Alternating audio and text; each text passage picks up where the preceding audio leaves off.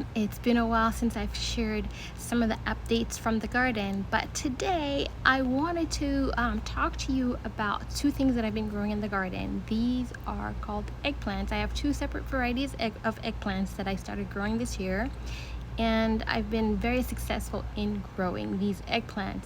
So today I wanted to share with you what I had harvested and how I cooked these things from the garden right into the kitchen and the end result. So just keep on watching.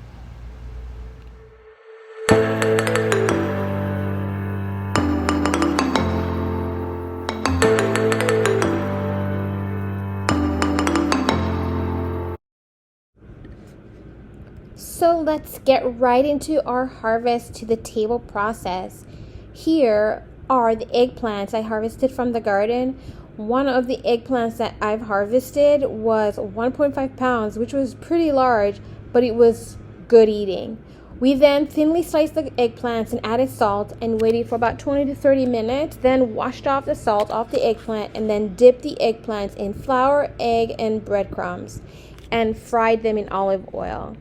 With a 20-ounce can of diced tomatoes, we then added from our garden the herbs, which included oregano, thyme, and basil, and a little bit of seasoning to taste.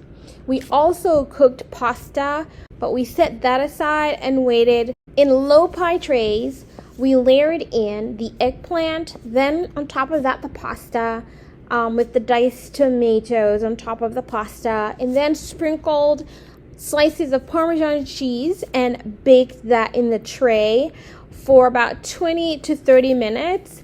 And then we went and collected some greens from the garden to make a salad. And then after about that 30 minutes, our eggplant was done. We were ready to eat this. So here you go, everyone. We topped it off with fresh basil on top of our eggplant Parmesan from the garden. Guys, I wish you were here to enjoy this.